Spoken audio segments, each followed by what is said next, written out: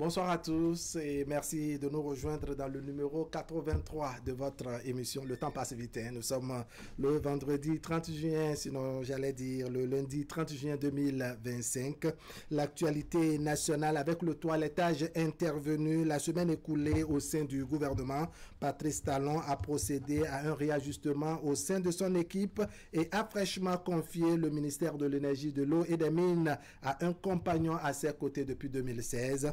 José Didier Tonato est désormais auréolé du portefeuille ministériel du cadre de vie, des infrastructures et des transports, du développement durable ainsi que de l'énergie, de l'eau et des mines. Une combinaison, sinon une fusion de trois ministères qui sans doute témoigne d'une marque de confiance du chef de l'État au titulaire de ce ministère. Mais cela suscite tout de même des questionnements et des commentaires au sein de l'opinion publique, de même que la classe politique, il faut le dire. Il faut dire que ce modèle de fonctionnement est entré dans les habitudes du chantre de la rupture qui, depuis 2016, s'est montré absent sur le terrain des nominations multiples et surtout des nominations aux allures de remerciements politiques.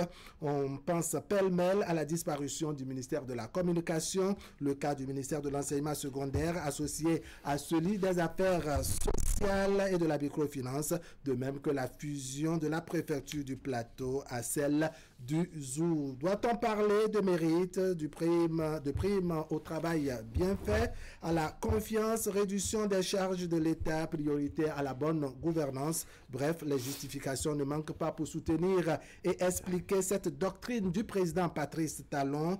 Entre confrères ce soir, on commente cette philosophie du président de la République en lien avec l'image que cela renvoie à l'opinion publique et à la classe politique béninoise. Entre confrères, nous sommes avec donc Prudent Nasséou. Prudent, bonsoir. Bonsoir Wahab. Armand Videgala, bonsoir. Bonsoir Wahab, bonsoir à tous. Alors, Prudent Nasséou, quel regard portez-vous sur, je dirais, cette affaire de cumul de fonctions? Nous sommes dans un cas de figure où le président de la République a fait une option majeure, c'est-à-dire confier le ministère de l'énergie et de l'eau à un ministre déjà en fonction qui porte, je dirais, les piliers gouvernementaux, le ministre du cadre de vie notamment. Et cela rime déjà avec ce qu'on a observé depuis le décès du ministre de l'enseignement secondaire, technique et de la formation professionnelle, où le président de la République, chef du gouvernement, a décidé justement de confier cumulativement avec ses fonctions ce portefeuille au ministre des Affaires sociales. Donc, je crois que ça commence par devenir une tradition, en ce sens que le président de la République détient les pouvoirs discrétionnaires de nommer ses collaborateurs au gouvernement et de les démettre quand il veut. Mais le cas d'espèce du ministre de l'Énergie et de l'Eau, le malheureux Paulin Akponan, est un cas, je dirais, qui n'a pas été envisagé ou qui n'a pas été prévu. De même que le cas du ministre des enseignements secondaires, techniques et de la formation professionnelle. Oui, donc, ce cas dont vous parlez, le ministre de l'enseignement secondaire, c'est un cas de décès. Voilà. Donc, justement, quand le président de la République forme son gouvernement, c'est qu'il y a eu en amont un casting. Il y a eu des consultations. Il a dû choisir les bons parmi toutes les sollicitations ou toutes les demandes, les candidatures et autres. Et quand, chemin faisant, il se retrouve pris au dépourvu, vous voyez qu'il doit il trouve une solution de circonstance. Du temps dans l'esprit, je dirais, de ses prérogatives. D'accord. Parce que ailleurs, ce cumul de fonctions à un niveau aussi supérieur n'est pas permis, mais ici, me semble-t-il qu'il y a une certaine ouverture. La chose, alors, Armand Videgala, Patrice Talon a désormais une marque de fabrique, hein, c'est qu'il n'a pas la nomination facile et au-delà de tout, on assiste à des cumuls de fonctions, pour ne pas dire à des distributions de cartes avec une équipe bien réduite. Oui, moi je crois que c'est une question de stabilité. Et, vu le chef de l'État lui-même et tout ce qu'il nous a montré depuis 2016, vous constatez qu'il fait un réaménagement technique, il ne fait pas un remaniement comme pour toiletter toute la maison. Et je crois qu'il voit bien l'ossature. C'est-à-dire quoi? C'est-à-dire que des fois, et comme l'a expliqué, je crois, le porte-parole du gouvernement, peut-être que je vais le paraphraser. C'est-à-dire que quand vous amenez quelqu'un, il prend un peu de temps. Un peu de temps pour s'habituer aux documents, n'est-ce pas, à prendre connaissance, je dirais, des documents, des vrais dossiers. Alors que la machine est déjà en branle. Il y a un exemple, au-delà même de son gouvernement, parlant de décès, comme vient de le dire le confrère, lorsque le directeur de cabinet du président de la République est décédé, en 2011, quand il a réaménagé son cabinet, vous voulez dire en 2021? Non, en 2021, oui. Pardon, 2021, il a supprimé le poste de DC de DAC. C'est ça. Et il a nommé un chef cabinet, avec un cabinet étriqué, une secrétaire, une assistante, et puis un chef cabinet. C'est ça. Et donc, ça confirme, en réalité, ce que fait l'homme, ce n'est pas seulement au gouvernement, mais aussi des collaborateurs, parce que tout le monde attendait, parce qu'il a gagné les élections de 2021 avec brio, tout le monde attendait qu'il redistribue les cartes, et on sait que le pot de décès est là, et je suis sûr qu'il y a des gens qui prétendaient déjà avoir ce poste. Oui. Mais un peu comme pour dire que le malheur des uns fait le bonheur des autres. Oui, mais ça n'a pas eu lieu. Ça n'a pas eu lieu. Et donc, et l'autre chose, c'est, voyez les réformes. Je parle de la chaîne de dépenses au niveau des DRFM et autres à l'époque. Oui. Cela a été réduit. On a eu les DAF. Ouais. Et comme cela ne suffisait pas, on a eu maintenant les DEPAF, avec la suppression des postes de DPP. D'accord. Alors on se demande quel résultat cela donne quand on travaille à réduire autant d'équipes. Est-ce que c'est beaucoup plus pour d'efficacité ou quoi? Quelle lecture vous avez pour dans Nassé, ou quand on a réduit, je dirais, les hommes des finances, quand on a travaillé à avoir une équipe ministérielle bien réduite, quand au niveau de certaines démissions, pourquoi pas de limogeage et même des cas de décès, les postes restent vacants et à la limite, on n'a que des intérimaires. Le sujet est tellement sensible, puisqu'il s'agit du choix de collaborateurs. Oui. Ici, nous ne parlons pas des cabinets, on parle du gouvernement. Et le gouvernement, c'est des gens choisis sur le pufomètre ou sur le volet, sur un certain nombre de critères par le président de la République qui est en même temps le chef du gouvernement. Et pour choisir ses collaborateurs, il y a des éléments qu'il faut mettre dans la balance. Et quand on observe un peu, je dirais, les traits de caractère de notre président de la République, très ancrés vers la méthodologie, la fidélité en amitié, tout ceci, on comprend bien qu'il ne veuille pas aussi facilement choisir des gens qu'on lui propose. Vous voyez, donc, ici, il faut nuancer sur la question d'abord des prérogatives. Oui. Le président de la République a les prérogatives justement de nommer qui il veut, quand il veut. Oui. Et de mettre fin à leur fonction. Voilà, nous sommes dans le cadre d'un remaniement technique. Oui. Il y aura peut-être, je ne sais pas, un remaniement ministériel, qui sait, avant la fin de son mandat, mais d'autant que ce dernier remaniement technique participe, je dirais, de cette situation qui est extraordinaire. D'accord. Il n'était pas au pays. Un de ses ministres, lors d'une sortie, a écorché la sensibilité, je dirais même de la solidarité gouvernementale, et il fallait qu'il agisse en urgence. Le choix qu'il pouvait opérer, c'était celui-là. Mais après, sur la question de l'efficacité, plusieurs études montrent qu'à ce niveau de responsabilité, la question du cumul ne participe pas de l'efficacité. Ah bon? Ça peut se justifier dans le sens où un ministre qui a déjà un portefeuille a des obligations. D'accord. Et si la charpente gouvernementale est construite autour de ces ministères catégorisés et dédiés, c'est la preuve qu'il faut à la tête de ce ministère, un ministre pour conduire les activités de ce ministère. D'accord. Et donc, si on en arrive par conjecture ou par situation circonstancielle à demander à des ministres en qui on a confiance de gérer les affaires courantes pour un temps, je trouve que, évidemment, on peut dire qu'on n'a pas choisi de le faire et que ça s'est imposé. D'accord. Alors, Ama Bidega, est-ce que vous voyez une question d'efficacité à ce niveau ou bien c'est beaucoup plus la confiance qui milite en faveur de cette façon de faire les choses au niveau du président Patrice Talon? C'est un couteau à double tranchant. C'est ça. Et cette manière de faire du président de la République a ses avantages. D'accord.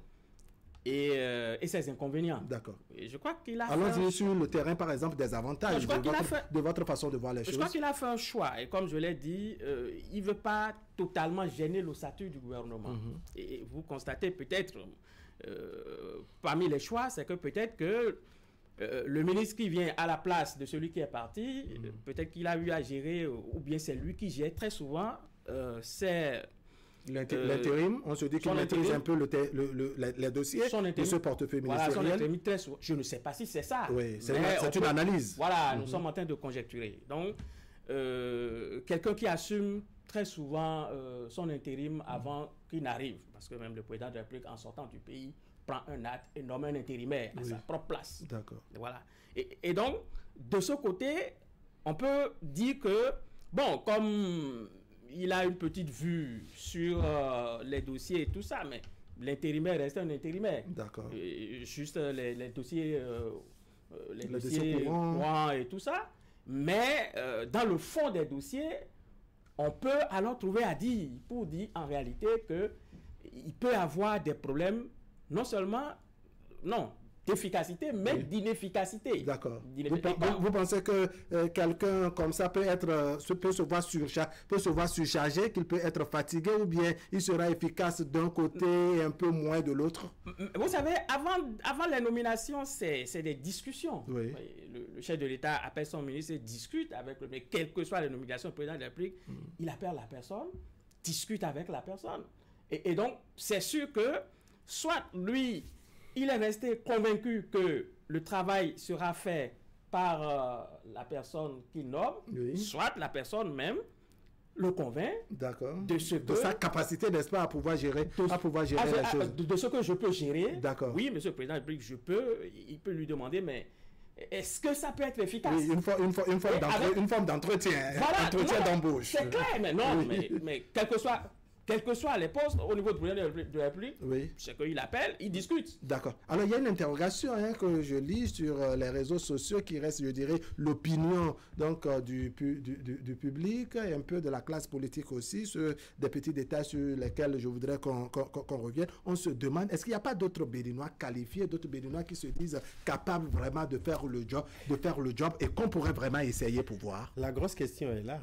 La grosse question est là. Quand on est 13 millions et que, par malheur, un appelé au gouvernement se retrouve en situation inconfortable et qu'on doit pouvoir procéder à son remplacement, beaucoup se disent, nous avons la chance.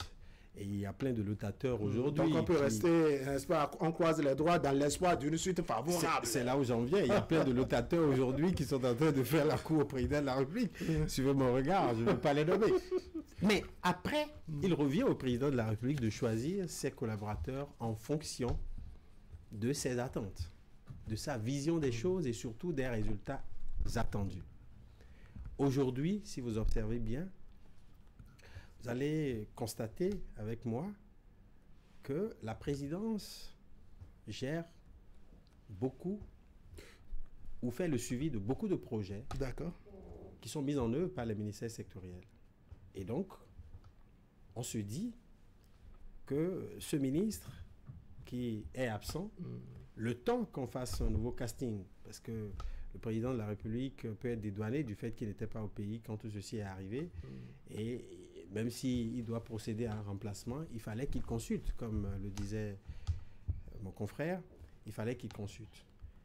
Et donc, le choix qui pouvait s'observer, c'était justement de confier le portefeuille à quelqu'un, le temps de faire les consultations nécessaires. Mais quand on suit le porte-parole du gouvernement, Wilfrid Léandre Oubédi, on comprend bien que ce choix peut être définitif. Mais moi, je ne me méprends pas sur le décret qui parle de cumul de fonctions. D'accord. Cumul de fonctions, c'est qu'on est bien conscient qu'il faut 2 ministres pour ces différents portefeuilles. D'accord. Et donc, on dit, cumulativement avec ses fonctions, il est voilà. ministre. À ses anciennes charges, on lui ajoute cette nouvelle donc, du ministère de l'énergie de l'eau et des mines. Bien qu'un jour ou un autre, il pourrait justement... On pourrait en fait le soulager un peu, le retirer un peu.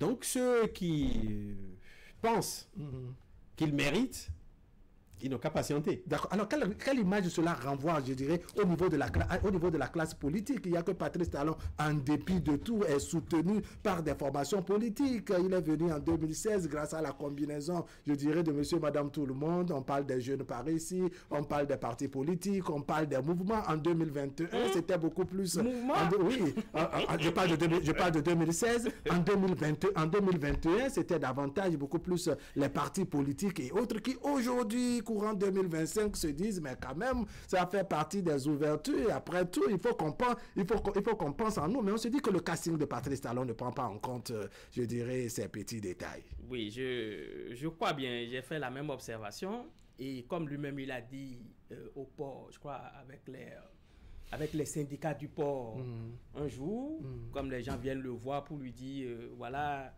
je serai DG du port et tout ça, même ceux qui n'ont pas les compétences et tout. Et qui peut les nommer, il peut nommer qui il veut. Et que vous pouvez, il y a une expression, comment on le dit, une expression qui est virale sur les réseaux sociaux. Bon, voilà, j'ai oublié. Ce serait mieux que vous oubliez. Allons-y, restons dans l'actualité. Et donc, vous constatez que c'est à cause de ces... Vous voyez, par exemple, le ministre Akpona, qui est homme politique, vous voyez ce qu'il est allé dire. Si ces gens-là sont avec les partis politiques, comment est-ce que le président peut nommer les hommes politiques à des postes donnés? C'est ça. Ça pose problème. Je crois que la manière dont ce ministre est allé dire ces choses-là prouve que le président de la République, en réalité, prend une petite distance. Et il a raison, peut-être, il a raison peut-être de prendre cette petite distance avec ses hommes politiques. Or, normalement, il pose une action publique et il pose aussi une action politique. D'accord. Et j'ai compris que depuis qu'il a pris le pouvoir, il n'est pas trop... Dans les remerciements politiques. Dans les remerciements politiques. Et il pose son acte. Il peut même poser un acte... impopulaire à la veille des élections. C'est ça. Et donc, quand ça se passe comme ça, vous constatez que tous ceux qui sont laudateurs et ceci, cela, c'est que lui-même, il sait faire la différence entre ceux qui sont les laudateurs, ceux qui peuvent faire le job et le reste. D'accord. Et le reste. Et ça pose véritablement un problème peut-être politique. D'accord. Alors, sur ce détail politique, je vais écouter Président Nassé, où il y a des formations politiques qui travaillent avec Patrice Talon depuis 2016. En 2021, les choses ont été bien réajustées pour que Patrice Talon revienne. On se dit aujourd'hui, mais quand même, qu'est-ce qu'on fait des remerciements politiques? Bien que dans le rang de ces formations politiques, on espère, on est dans l'attente d'une suite favorable, comme on plaisantait tout à l'heure. Ah non, il ne faut pas justement vous méprendre. En ce sens que la nomination de Akpona au gouvernement, si vous l'observez bien, participe certainement, en tout cas, si je m'en tiens à mon analyse, participe d'un casting purement politique. D'accord. D'abord, il avait été nommé ministre conseiller. Ministre conseiller. Et après, ministre au gouvernement, en remplacement de Samoa Dambi. Oui. Et si vous faites bien attention, vous aurez remarqué que au niveau de Savet aujourd'hui, on a deux ministres. Eleonore Yahi et Akpona. On avait, je veux dire. Voilà. On avait deux. Ça fait un de moins pour le BS, surtout dans cette zone. Justement. Et donc, si on doit refaire le casting, il faut dénicher l'oiseau rare. Parce que au niveau de, justement, cette circonscription électorale, il y a que on a conforté le bloc républicain à qui on a donné les pleins pouvoirs, je dirais, d'occuper le terrain pour freiner l'occupation du terrain par les démocrates, qui ont observé de façon quand même des percées, surtout lors des dernières élections législatives. Parce que les résultats qui nous permettent d'apprécier, ce sont ces dernières élections. Et donc, si vous observez bien, il y a Ogoualé qui est du BR, qui est ministre conseiller, et Oumalé aussi qui est du BR, qui est ministre conseiller. Donc, quand le président de la République fait tout ça, sans oublier l'ambassadeur, on comprend bien l'ambassadeur qui est parti plus tôt. Vous parlez de l'ancien député qui est en Russie. Voilà. Au Kolola, André. Donc, quand on observe bien, on voit que remplacer Akpona n'est pas un exercice facile. Il faut trouver l'oiseau rare, comme vous dites. En tout cas, mais l'oiseau rare qui, n'est-ce pas, ne se retrouve pas sur le cheval, qui ne se retrouve pas cette fois-ci sur le cheval, parce que là, on est parti confier, je dirais, le portefeuille de ministre à Akpona. Le personnage n'a pas la coloration du bloc républicain. Akpona est bien du bloc républicain. Oui, je parle d'Akpona. Maintenant, là où le portefeuille est parti, ce n'est plus le bloc républicain. Ça fait tout de même une pète pour le cheval blanc. C'est là où j'en viens pour dire que ne voyez pas le cumul comme un poste définitif. Et la plupart du temps, quand vous êtes... mais vous savez qu'avec Patrice Talon, il y a des étapes où les choses sont provisoirement définitives et définitivement provisoires. C'est vrai qu'il est le seul capitaine à bord et il a les pleins pouvoirs. Mais je pense que, comme vous le dites, j'ai indiqué de façon, on va dire, explicite les motivations. En tout cas, moi, c'est mon analyse de la situation. Parce que si vous observez bien, on n'a pas autant de ministres ailleurs que... quelle commune du Bénin a 2 ministres? D'accord. Avec 2 ministres, je veux dire. D'accord. Voire même une circonscription électorale avec 4. D'accord. Voire 3 ministres au gouvernement et dans les ministres conseillers. D'accord. Donc, ce choix du président participe, il leur donnait les pouvoirs. Et on a vu Akpona, justement, dans un rôle de meneur, de remobilisation. Et ça aussi, ça fait partie peut-être des erreurs. À un moment donné, il s'est donné trop d'aise pour justement se faire brûler. D'accord. Alors, est-ce qu'on peut interpréter, je dirais, cette façon de faire du président Patrice Talon comme un modèle qu'il est en train d'imprimer et qui certainement risque de faire école même avec des régimes qui vont le succéder? Parce que depuis 2016, on a affaire à une équipe, je dirais, qui a eu une certaine longévité. Il y a beaucoup de ministres qui ont eu une longévité, je dirais, relativement à leur portefeuille ministériel. Il faut bien observer ce monsieur. Oui. Et vous savez, comme je l'ai dit au niveau des réaménagements, des fois quand il sort quelqu'un, vous constatez que c'est celui qui est déjà là et qui connaît le dossier. Je prends par exemple, après 2021, le ministre des enseignements secondaires qui est parti, M. Kapo Maouyon, il met à sa place Yves Kwaro Chabi, paix à son âme, qui était déjà UPS. D'accord. Au niveau, on les appelle des unités présidentielles de suivi. D'accord. Et déjà, lui, il était déjà à ce niveau-là, il suivait tout ce qui est PAG dans ce domaine-là. En plus, il est acteur. Un connaisseur de la maison. Déjà. Vous constatez que après le départ du ministre Aurélien Agbenossi, c'est le ministre conseiller aux investissements. Oui, Agbenossi, vous parlez là du ministère des Affaires étrangères. Vous constatez que c'est le ministre conseiller nouvellement nommé aux investissements. Oui.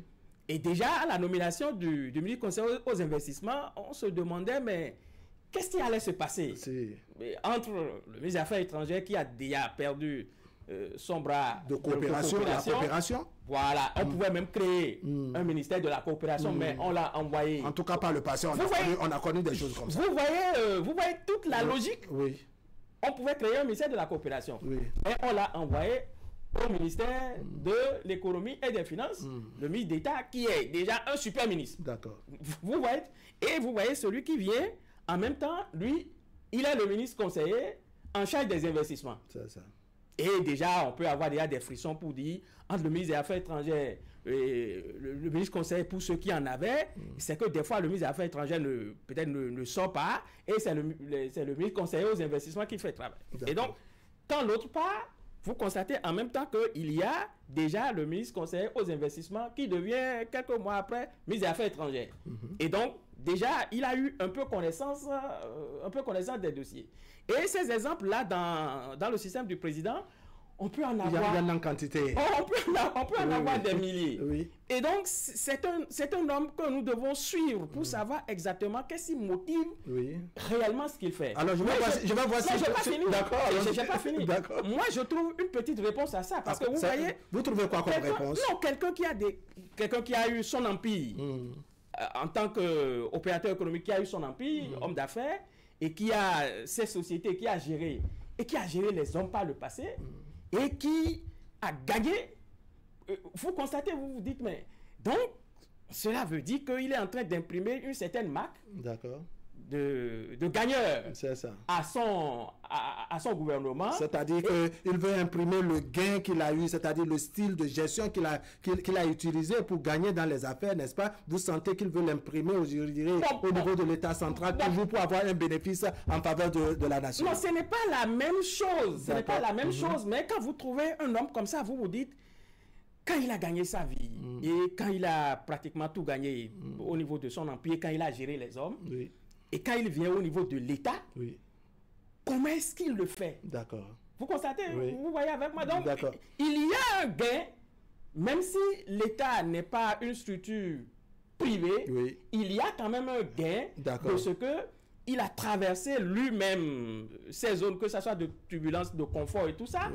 Et il vient gérer l'État et il imprime une marque. Alors, Président Nassé, est-ce que, de façon résumée, quand on met tous les éléments dans la balance, les histoires de compression de ministères, de cumul et autres, est-ce que vous essayez un peu de comprendre un peu la philosophie du président Patrice Talon, la philosophie qu'il imprime à son modèle de gestion? C'est, je pense, la constance, et une certaine fidélité, je dirais même loyauté en ceux qui lui sont fidèles. D'accord. Il leur renouvelle sa confiance à travers un certain nombre de choix. Et ça se comprend aisément. Et d'ailleurs, de sa position d'ancien Maya du secteur cotonnier, il n'avait pas non plus beaucoup d'amis, il faut comprendre.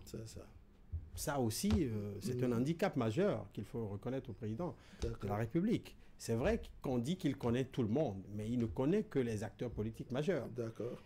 Et depuis qu'il est devenu président, l'accessibilité à lui... Ou peut-être sa façon, le degré de connaissance qu'il a de tout le monde fait qu'il sait qui choisit pour travailler avec lui. On comprend bien qu'il est suffisamment méfiant, prudent aussi sur les bords.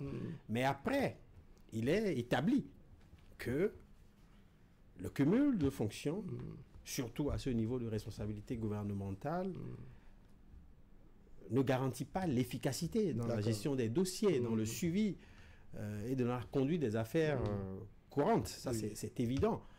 Mais ici, les tests, me semble-t-il, le permettent au président de la République. Je n'ai pas fait une revue documentaire là-dessus, mais je sais que dans certains pays, ce n'est pas possible. En France, je crois que de façon ramassée, quand on consulte en tout cas les notes, on se rend compte que il n'y a rien pour autant qui oblige le chef de l'État à rendre élastique son gouvernement. Donc en termes de cumul de postes, il ne devrait pas avoir problème, en tout cas sur nos cieux. Chez nous.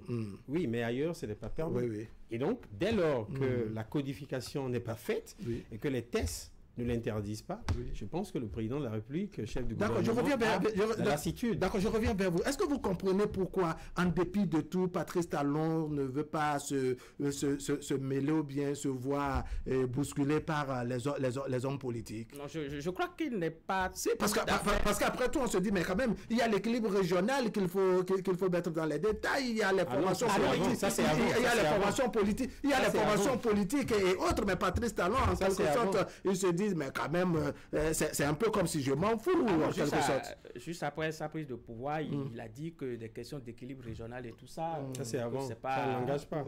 Mais quand vous voyez subtilement, il y a des choses. Vous venez de révéler, par exemple, au niveau de cette circonscription électorale. La 10e, beaucoup plus précisément, si je m'en tiens à son développement. On peut dire ça, d'autres aussi, mais subtilement, ça se fait de façon très subtile. Mais il faut croire que ça devienne comme une opposition à Patrice. Voilà, et je crois que il fait partie de, je ne sais pas, hein, mais c'est qu'il est très peu influençable. C'est ça, même, très peu influençable de tout ce qu'il y a comme... En clair, ça bouge au sein des formations politiques, mais ils ne peuvent rien faire. Oui, voilà. C'est l'expression que vous allez le souffrir.